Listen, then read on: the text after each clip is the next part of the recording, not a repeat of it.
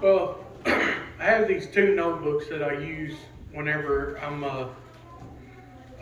studying and writing my notes down and things like that. I have these two notebooks, and Brittany's big on, she wants me to make sure that I write everything down in these two notebooks, you know. She says, you need to save all these and keep up with them. She said, because she said, you might need them later on. She said, or I may want to go back and read them or something. And, you know, I told her, I said, well, I said, with this chicken scratch that I got wrote down in these notebooks, chances are you're probably not going to be able to read them or understand what I've got written down.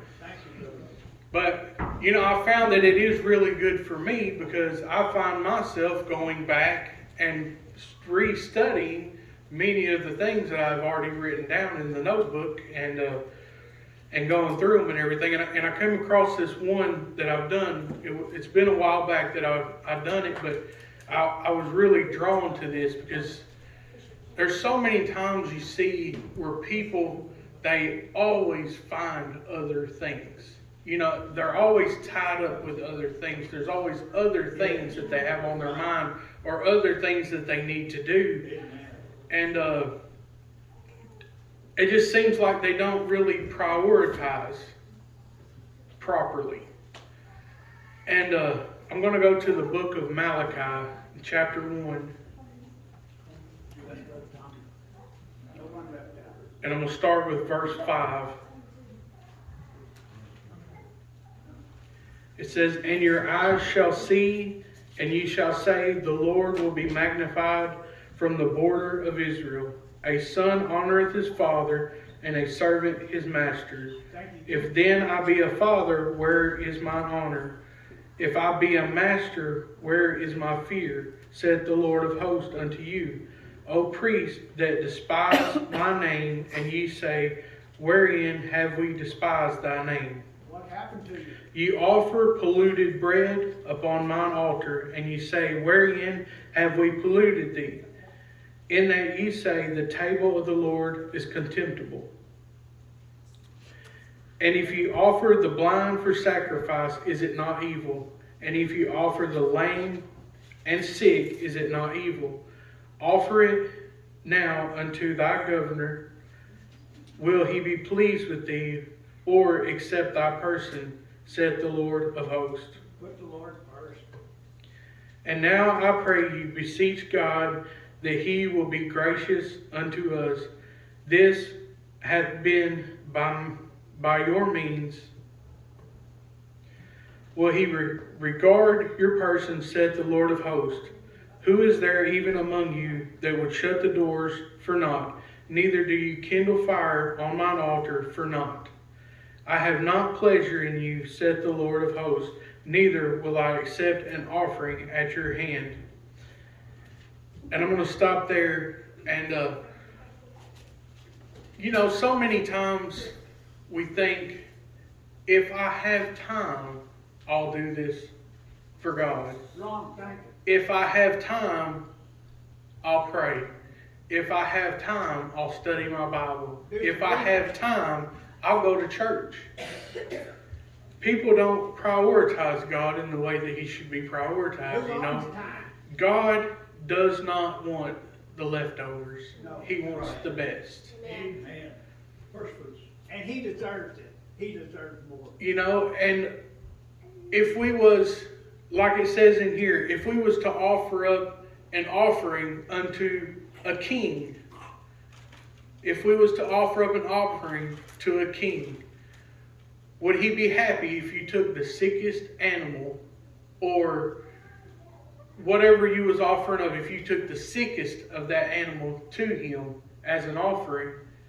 Would he be happy with that? Would he accept it? No. Chances are he wouldn't. Chances are he'd probably have you taken out and killed for offering something that was less than perfect. You know?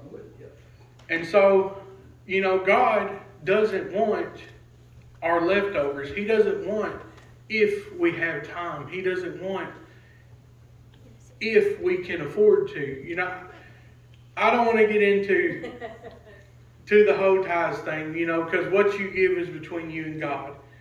But if you set aside something to give, then you need to give that. You know, that's what you need to give. You don't need to give what's left over after you pay your bills. That's right. You need, if you want to give God $20 a week in the offering, if you want to give that, then that $20 need to be put in a certain spot where it will be there Sunday morning. Before you ever pay your bills, before you ever go to the grocery store, before you ever even stop on the way home to get gas, you should take that money and set it to the side to give to God. Now, how much you give is between you and God. I'm not going to tell you what to give. That's between you and God. But whatever you decide to give should be given to God first. He doesn't want, if you say you're going to give $20 a week, He doesn't want you to give 10 if you have that much left. Right. He doesn't want you to, if you set aside $20, say you're going to give $20, He doesn't even want the 20 if you have it left.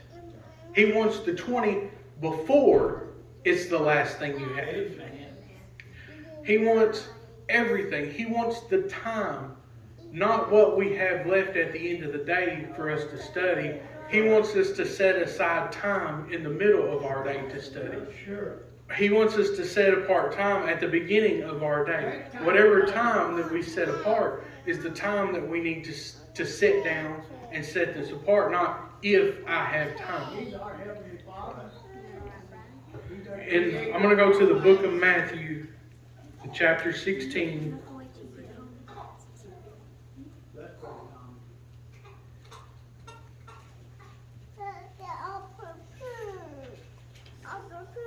In verse 24,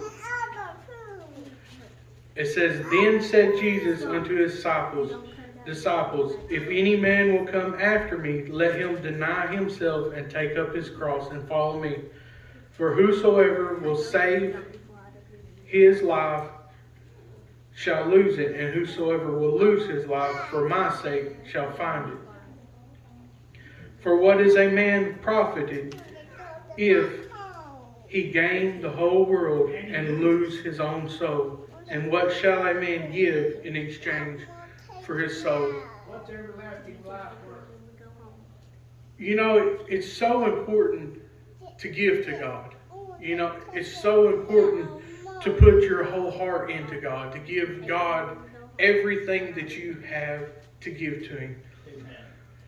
God knows you. And I know I've said this a lot, but I don't think on Sunday, you know, we come to church at 2 o'clock today, but normally we have service at 10. And I've had people give the excuse, I overslept. And me, myself personally, I don't think I overslept is a good excuse at all. You know, and it may be an excuse that people give, and it may be an excuse that somebody says. In my opinion, I overslept is not a good excuse for missing church. If you had an accident and you were on your way to the hospital, now that might be a good excuse not to come to church. But I overslept is a terrible excuse for not coming to church. And the reason that I say that is because church is every Sunday. Church is at 10 o'clock every Sunday. The time doesn't normally change. Like I said, today we're here too because of the weather. But normally church starts at 10 o'clock every Sunday. How many times do you think your job will accept the excuse, I overslept? What is it, about 3 times more? You know, how many times are they going to accept that? And chances are most people have to be at work before 10 o'clock. Yeah. So, you know, in my opinion, that's not a good excuse. And whatever the reason being that you overslept, whether you didn't set an alarm when you know you should have an alarm on Sunday to begin with, you got an alarm every other day of the week to get up and go to work. You know, it's not a good excuse. So you're not prioritizing God first. You know. And we hear so many different, you know, excuses a lot of times as, you know, I got to do this, I got to do that, you know. Most of the things that you have to do, you could have done it on Saturday before Sunday ever even got here. You just chose not to.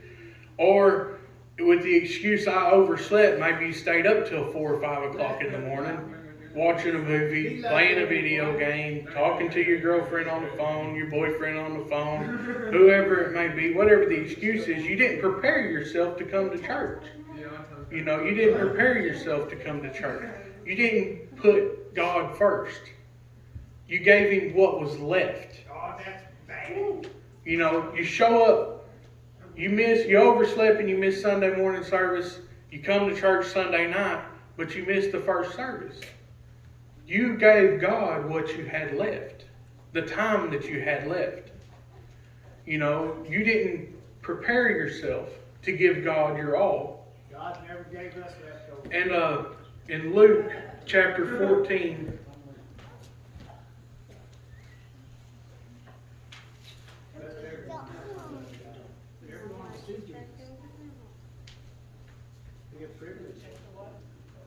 in verse 33,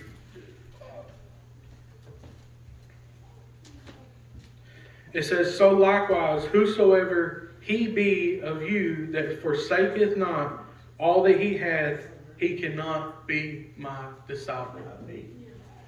So if you don't give God your all, you can't be His disciple. You know, and it's not me saying that. It's God saying that. It's right here in the red letters in the Bible. It's right here, right out of Jesus Christ's mouth. If you cannot give Him your all, you cannot be His disciple. So if you're not willing to give up some of your worldly happiness that you enjoy and put God first, then how do you expect Him to use you moving forward?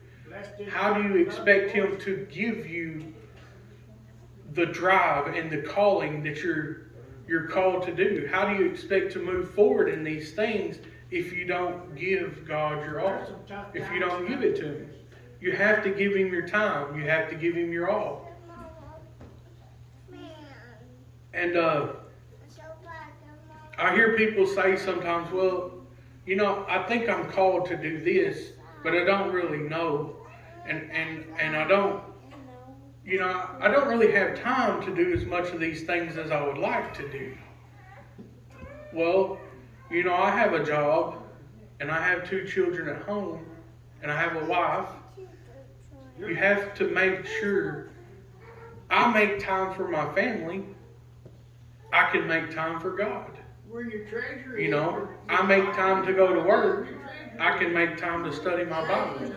I can make time for prayer. I can make time. You know, everybody says, and I'm guilty of saying it too, you know, there's not enough time in the day. But you have to prioritize your time.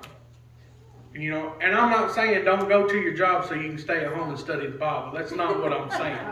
So I don't want that to get mixed up or somebody to say I was talking about something like that, because that's not what I'm saying.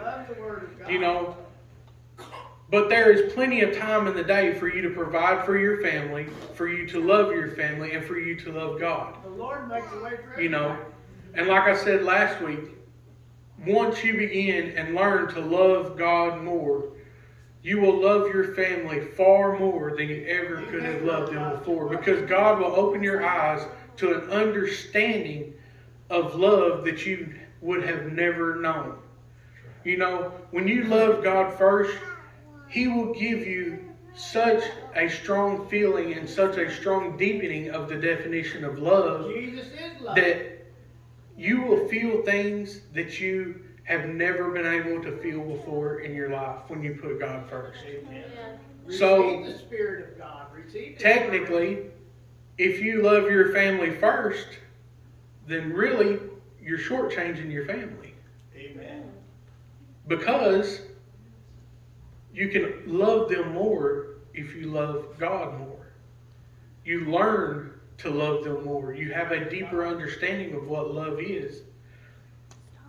And I'm going to go to the book of Revelations in chapter 3.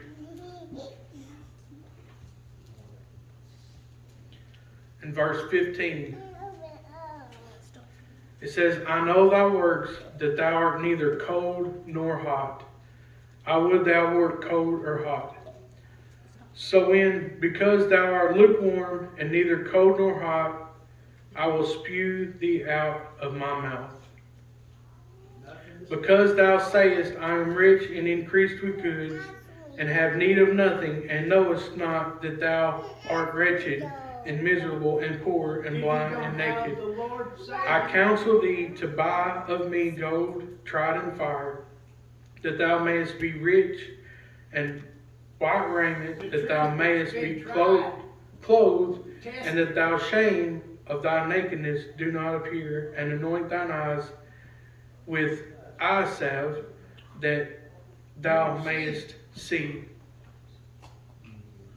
You know, and I use this a whole lot. I heard this story one time, you know. There's this big open pasture, and there's a fence right down the middle. You have the people on the left are of the world and serving Satan. Talking about choice. The people on the right are Christians, they're serving God, and they're living good lives. And you have this one guy, and he's sitting on the fence right in the middle. Well, God comes along, and he takes all the people on the right side with him. Satan comes along, he takes all the people on the left side with him. And the guy on the fence, he's just sitting there waiting. He's thinking, you know, I hadn't been bad, but I hadn't been real good either. And so a few minutes later, here comes Satan walking right back along.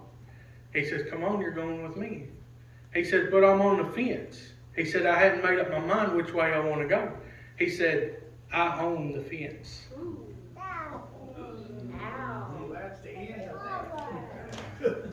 So, if you're not serving God, you're serving Satan. That's true. Whether you have chosen, you know, if you're indecisive and haven't made the decision's been made for There's you. no neutral position. You know, there's no place in the middle. And it says it right here. It says, so then because thou art lukewarm and neither cold nor hot, I spew thee out of my mouth. And for something or fall for you. You know, you have to choose. Amen. It's a choice that we're given. Bless. And it's, I'm fixing to close. And it's so important that people understand that you have to prioritize God first. He doesn't want the leftovers. He doesn't want you to bring a blind calf to be sacrificed. He doesn't want you to give the sick lamb as a sacrifice. The lamb that was going to die anyways, he don't want you to bring that lamb to be sacrificed. He wants you to bring the healthy lamb to be sacrificed. He wants the first. He wants the best. He wants the perfect of all sacrifices. He wants you to give your all. He wants everything that you have to offer him. He wants it. And in return, he will give you far more than you could ever imagine. He's already have. You know, and I'm not saying that if you give him $100 a week, that he's going to give you 1,000 in return. I'm not saying that, because we're all blessed in different ways. You know, and I've even told people this: if you don't think that you have money to give in the offering plate, I've had somebody come to me and say, I don't really have anything to put in the offering plate. Yes, you do. And I told them, I said, well, for one, if you put into the offering plate, God's going to make sure your bills are taken care of. I said, I will tell you that. I've known that from experience, that God's going to make sure your bills are taken care of one way or the other. But if you don't think that you have money to give in the offering plate, then why don't you give him your time? Amen. You know what? Time is one of the most important things that we have here, because we don't have a whole lot of it. Time's not on our You know, time is very important. If you don't think that you have money to put in the offering plate, you know what? There's always things you can do for You God. can put something in the You know, And one of the examples that I gave to him is I told him, I said, you know what? You can rake leaves at the church if you don't think you have money to give. You can come up here and you can vacuum the floors. You can come up here and you can shovel snow. You know, there's many things that you can do. And you know what? If you don't think you have money to give for God, there's lots of things to do. You can give your time to God by going out and saying, hey, why don't you come to church with me next Sunday? Why don't you try Jesus? You know, giving God more time in the Bible than what you normally would. You know, people that have time have a lot more opportunities than some other people, you know. And like I said, there's so many ways to give to God. He wants you to give that every way and any way you can. Not just if I have time, or not just if I have the money, or not just if I can. We have to get out of that if I have time thing, or if I can. And we have to get into the I'm going to do this. You know, I'm going to sit down and study my Bible. I'm going to sit down and pray. I'm going to kneel and pray. I'm going to go up to the church and clean out the drain trough out front. You know, whatever it may be that you want to give to God, you don't say, if I have time today, I'm going to go up there and do this. You say, I'm going to go up there and do this today. You know, not if I have time or if I can. We have to give God the first of everything.